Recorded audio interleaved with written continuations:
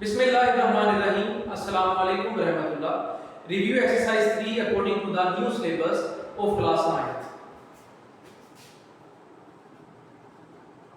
Review exercise 3.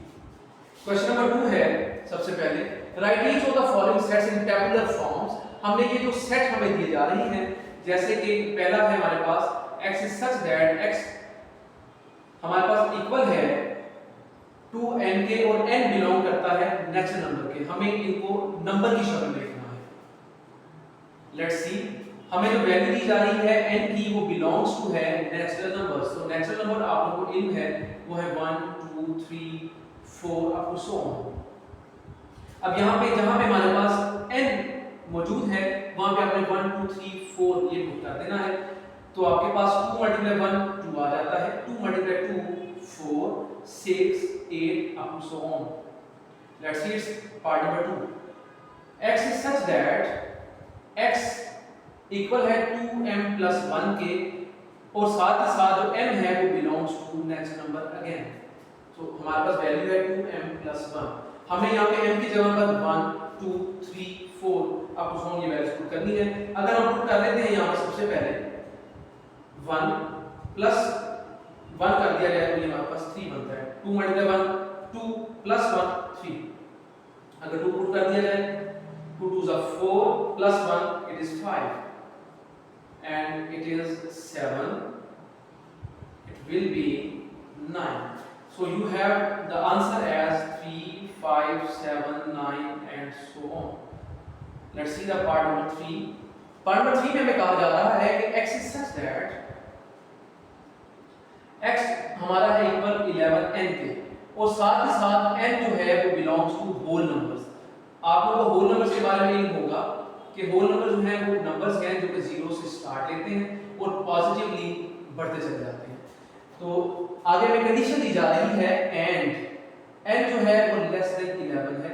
It means कि 0 1 2 3 4 5 6 7 8 9 10 तक इसकी वैल्यू आ जाएगी। हम यहां पर पुट कर लेते हैं 11 × 0 n की जगह पे आपने होल नंबर्स पुट करने हैं 0 11 × 1 11 11 × 2 22 इसी तरह से 33 एंड 44 यहाँ पर 55 66 77 88 99 and 110। Let's see the part number 4. X is such that x belongs to even numbers. X is such that x belongs to even numbers. जी यहाँ पर हमें कहा जा रहा है जो x है वो बिलोंग करता है इवन नंबर से एंड 4 जो है वो x से छोटा है और साथ ही साथ x छोटा है 6 से। तो इवन नंबर्स आप जान लीजिए, इवन नंबर्स हैं ऐसे नंबर जो कि सिर्फ और सिर्फ 2 पर डिवाइड होते हैं। The numbers which are divisible by 2 are known as the even numbers but the numbers which are not divisible by 2 are the odd numbers which are 1 3 5 7 up to so on. अब यहाँ पे गौर कीजिएगा 4 और 6 के दरमियान में कोई नंबर है हमारे पास, कोई नंबर अवेलेबल नहीं है, तो it will be the empty set. तो इसका आंसर जो है हमारे पास एम्प्टी सेट आ जाता है। Let's see the part number 5। Part number 5 में कहा जा रहा है कि x is such that x belongs to odd numbers and यहाँ पर हमें वैल्यू दी जा रही है कुछ यूं है।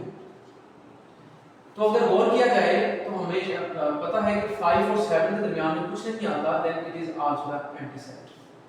Let's see the part number 6. X is such that x belongs to rational numbers and x square equal to। आप कोई भी रैशनल नंबर पुट कर लीजिए, 1/2 पुट कर लें, कोई भी नंबर ऐसा पुट कर लीजिए जो आपको वैल्यू 2 दे रहा हो, ऐसा मुमकिन नहीं है। So it is also the empty set. Let's see the part number 7. Part number 7 में कहा जा रहा है कि x अगेन जो है बिलोंग कर रहा है रैशनल नंबर्स के साथ एंड x इक्वल -x। तो गौर कीजिएगा सिर्फ 0 यहाँ पर पुट किया जाए तो -x की जगह पर तो ये 0 ही आ जाता है क्योंकि 0 के साथ प्लस और माइनस नहीं होता। लेकिन अगर मैं 1 पुट कर देता हूँ तो -1, 2 पुट करता हूँ तो -2। इसका मतलब है बाकी कोई भी वैल्यू आपको नहीं दे रहा, सिर्फ 0 जो है वो आपको एग्जैक्ट वैल्यू दे रहा है अकॉर्डिंग टू द कंडीशन। तो 0 आप यहाँ पर लिख देते हैं। पार्ट नंबर 8 है हमारे पास x is such that x जो है आपका रियल नंबर से बिलोंग कर रहा है एंड x में शामिल नहीं है इररेशनल नंबर्स। ये प्राइम लगाया जाता है तो इसको इररेशनल नंबर के लिए इस्तेमाल किया जाता है, इसको डैश भी कहते हैं व्हाटएवर। तो आप जरा गौर कीजिएगा, रियल नंबर्स में जो है रैशनल इररेशनल नंबर्स दोनों आ जाते हैं, बट यहाँ पर कहा जा रहा है कि इसके अंदर शामिल नहीं है इररेशनल देन रिमेनिंग रैशनल, तो रैशनल से भाग जाते हैं। This is your question number 2 of review exercise 3। Question number 3 देखते हैं इसका।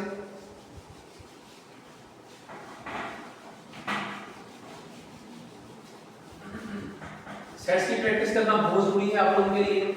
नेचुरल नंबर्स हैं, होल नंबर्स हैं, प्राइम नंबर्स हैं, इवन नंबर्स हैं, ऑड नंबर्स हैं, रियल नंबर्स हैं जिनमें रैशनल इररेशनल भी आ जाते हैं, तो इनकी जरूर प्रैक्टिस कीजिएगा।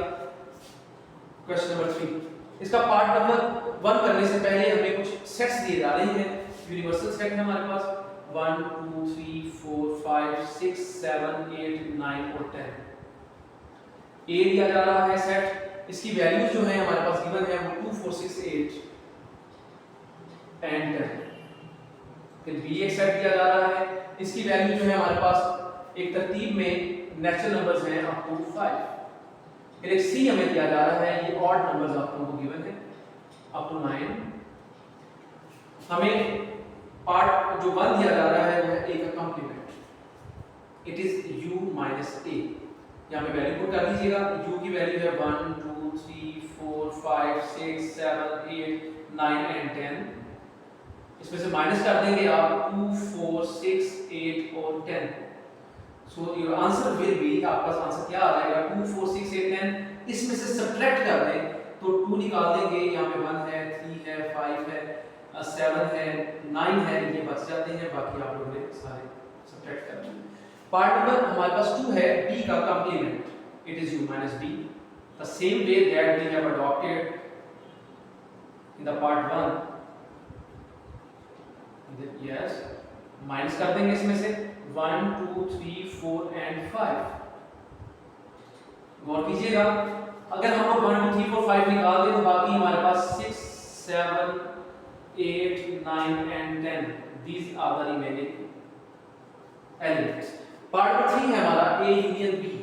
a union b it means के a के एलिमेंट्स लिखे जाएंगे which are 2 4 6 8 and 10।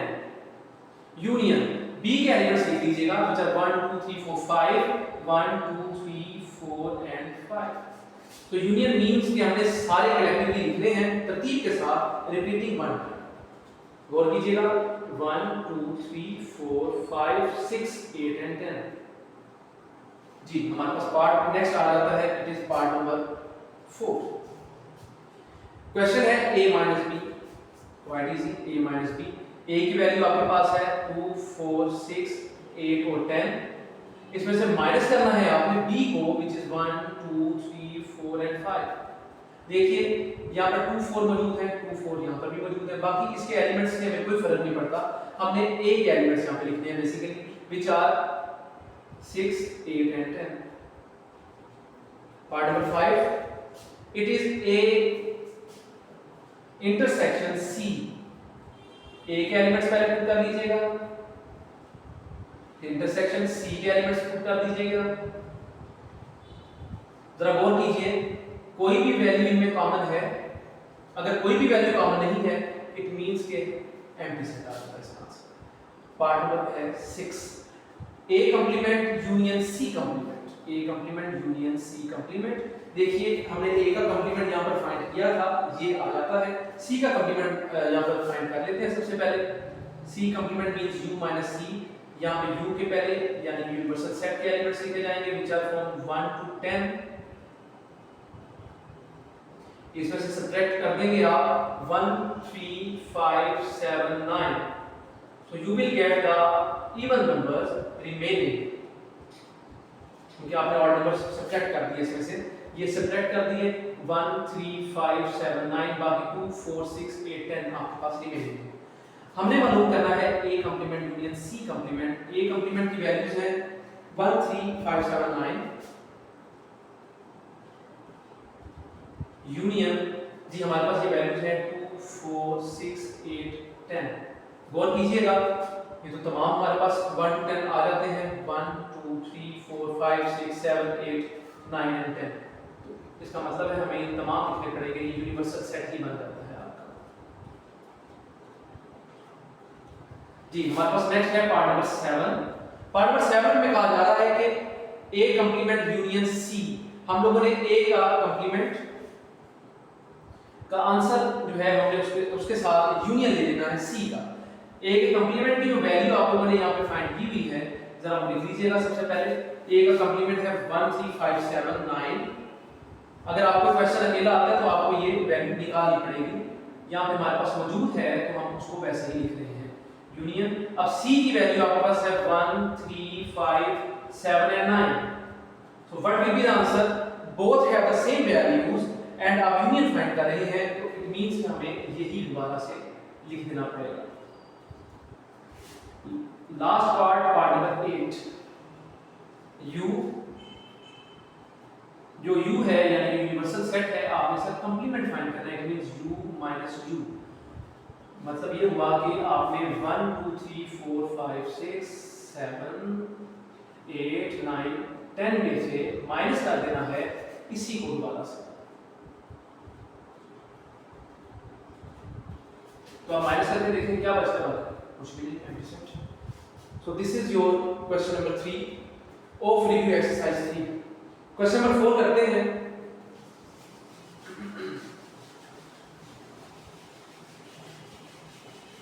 एक एक पार्ट किया जा रहा है for the sake of your understanding, ताकि आप लोगों को मुकम्मल तौर पे क्लियर हो जाए कि क्वेश्चंस को किस तरह से परफॉर्म करना चाहिए।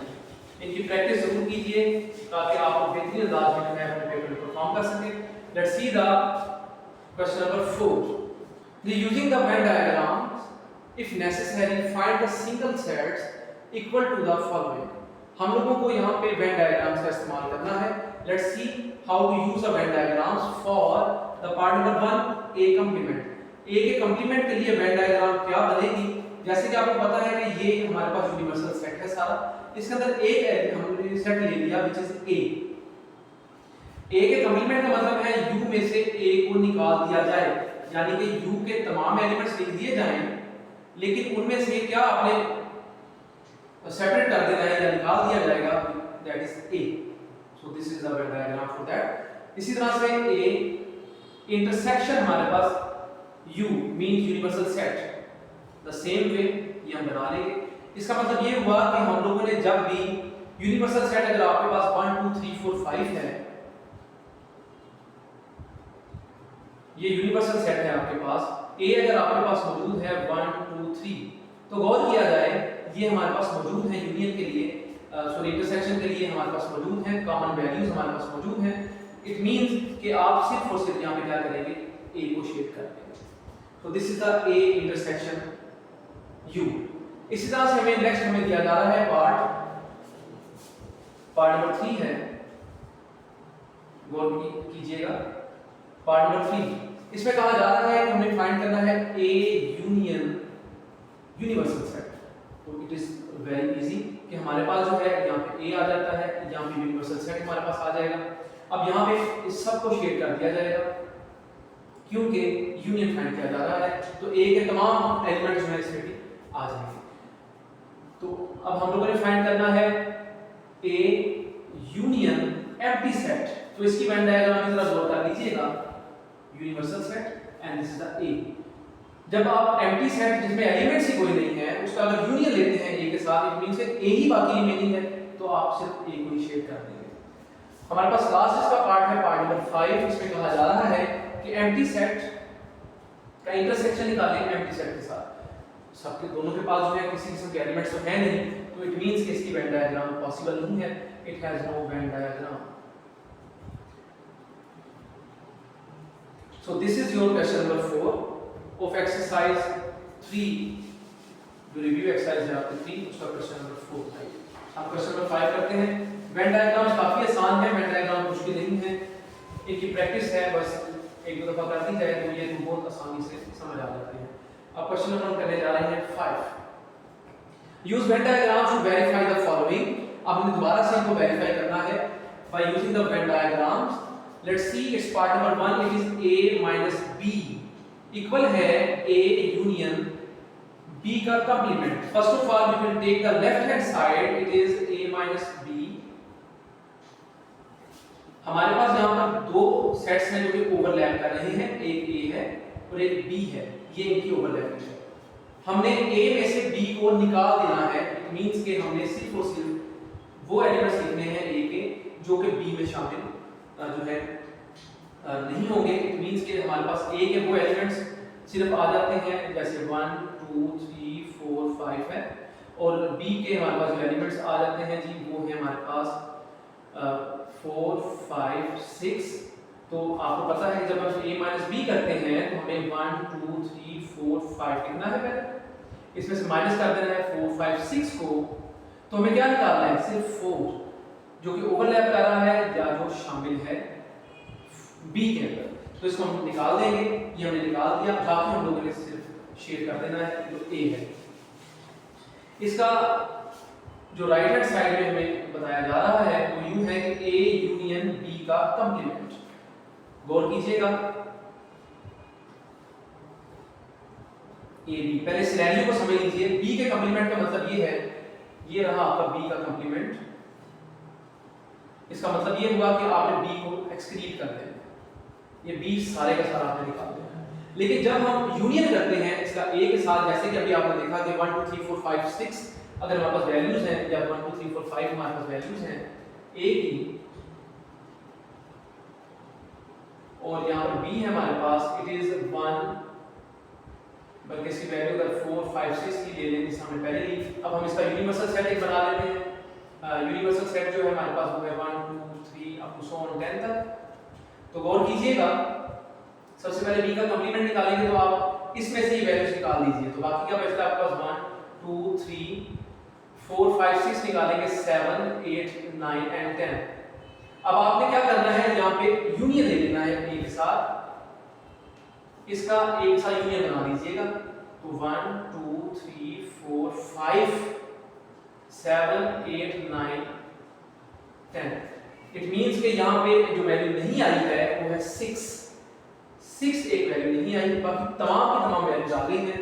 इट मींस कि हम जब इसको शेड करेंगे तो इसका शेड कुछ यूं होगा। बस यहाँ पर ये शेड नहीं होगा क्योंकि ये हमारे पास जो है ये वैल्यू हम शेड नहीं कर रहे, यानी कि b की सिर्फ वैल्यू को हम शेड नहीं कर रहे, जो कि सॉरी ये हम शेड नहीं कर रहे, बाकी हम सारा शेड कर देंगे, सिर्फ ये शेड नहीं करेंगे, ये भी शेड कर दिया जाएगा। ठीक है, ये बस शेड नहीं किया जाएगा क्योंकि इसके अंदर 6 है। इसके अंदर आपकी वैल्यू आ जाती है 4 और 5, क्योंकि वो 4 और 5 a के अंदर भी शामिल है। सो ये हमारे पास तरीकेकार है इनको शेयर करने का। अब गौर किया जाए तो ये बिल्कुल एक जैसे नहीं है। इट मींस कि a minus b is not equal to a union b का complement. So this is how we to solve this question. यहाँ पे शेडिंग का तरीका जरा अच्छी तरह समझ लीजिएगा। Let's see its part number 2।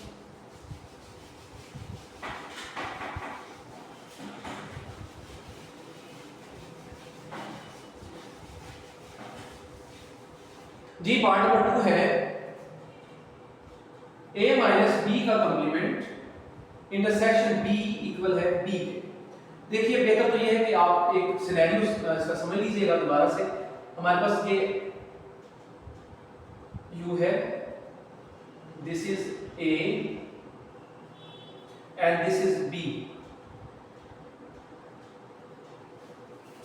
अब हम लोगों ने फाइंड करना है a माइनस b। सबसे पहले a माइनस b, तो गौर कीजिएगा हमें बाकी जो रिमेनिंग आएगा 1 2 है वो। अब आपने a माइनस b का कंप्लीमेंट निकालना है तो u minus a minus b आ जाएगा। ये यूनिवर्सल सेट है, ये a माइनस b है। 1 2 निकाल दिए जाए इसके अंदर से, बाकी 3 4 5 3 4 एंड 5 ये हमारे पास रिमेनिंग है। अब आपने इंटरसेक्शन कर देना है इसका इंटरसेक्शन कर दिया जाएगा, मींस a माइनस b के कंप्लीमेंट का इंटरसेक्शन कर लेंगे आप b के साथ। 3 4 एंड 5 इसका इंटरसेक्शन कर लीजिएगा 3 4 5 के साथ। So you have 3 4 5 again. तो इसकी वेन डायग्राम जो लेफ्ट हैंड साइड की बनेगी, it is a minus b का कंप्लीमेंट इंटरसेक्शन b। तो आपने गौर किया कि सिर्फ और सिर्फ आपके पास बी के एलिमेंट्स आ जाते हैं। This is a universal set A and B. So आप लोगों ने सिर्फ बी को यहाँ पे शेड कर देना। ये मेथड जो है ये साथ में एग्जांपल के तौर पे जरूर देख लिया करें, क्योंकि ये आप लोगों के लिए आसान हो जाता है इस सवाल को समझना। अब बी का बनाना चाहते हैं तो इट इज वेरी ऑब्वियस, ये वेरी ऑब्वियस है कि ये ए है और ये बी है, तो ये सिर्फ बी आ जाता है। So this is a right way to solve this. So आप लोगों को पता चल रहा है कि हमारे पास लेफ्ट हैंड साइड जो है इक्वल आ रही है राइट हैंड साइड के, हेंस इट इज प्रूव्ड। ये क्वेश्चन नंबर 5 था। नेक्स्ट क्वेश्चन के साथ इंशाल्लाह न्यू वीडियो पे हाजिर होते हैं। आपको कोई क्वेश्चन नहीं क्लियर है तो आप उसके बारे में कमेंट कर सकते हैं। जी शुक्रिया।